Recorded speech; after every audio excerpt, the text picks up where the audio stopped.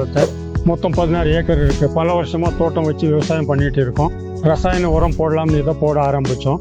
ஆனால் செடி வளர வளர மேலே மில்சாயிட்டே போச்சு. போன வருஷம் நல்லா விளைஞ்சி 100 குவிண்டால் வந்துச்சு. முதலில் செடிகள் சிவப்பாக மாறி காய்ந்து விடும்.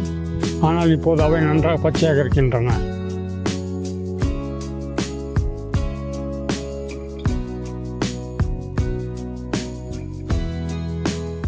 என் பேர் மாதேவப்பா. கால்கரை மொத்தம் 16 ஏக்கர் நிலம் இருக்குது. முதல்ல ராகி, சோளம், அப்புறம் தீவனம் எல்லாம் பயிர் செஞ்சுட்டு இருந்தோம். பல வருஷமாக பாக்கு தோட்டம் வச்சு முன்னேறலாம்னு நினச்சி அந்த விவசாயத்தையே விட்டுட்டோம்.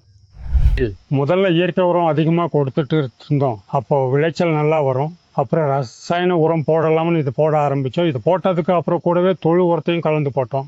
இப்போது விளைச்சல் கொஞ்சம் நல்லா வருதுன்னு இதையே தொடரலாம்னு நினச்சோம். ஆனால் செடி வளர வளர மேலே மெலிசாகிட்டே போச்சு பாருங்க. அதனால அது வேணாம்னு நிறுத்திட்டு நாங்கள் இப்போது டாக்டர் சாயல் போடலான்னு முடிவு பண்ணோம். பூமி வீணாகக்கூடாது இல்லையா? எதிர்காலத்தில் நம்ம பசங்களுக்கு இந்த பூமி வேணும்ல.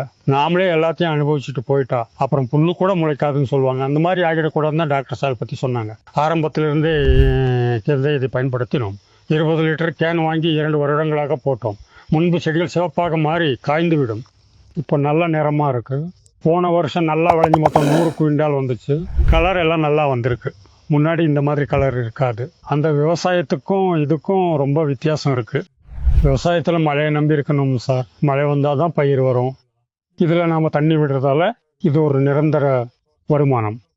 நம்ம செலவுக்கு கொஞ்சம் காசு கிடைக்கும். அது அப்படி இல்லையே, காஞ்சி போயிடும். வருஷத்துக்கு ஒரு 6 குவிண்டால்னா ஒரு ஏக்கருக்கு 3 லட்சம் வரைக்கும் நமக்கு கிடைக்கும். இது ஒன்றும் முதல் வருஷம் மட்டும் இல்லை. போன வருஷம் எங்களுக்கு நல்ல விளைச்சல் கிடைச்சது. புழுக்களால் முன்னாடி தோட்டம் பூரா சிவப்பாக காஞ்சி போய் கிடக்கும். இப்போ நல்லா பச்சையாக அழகாக இருக்குது.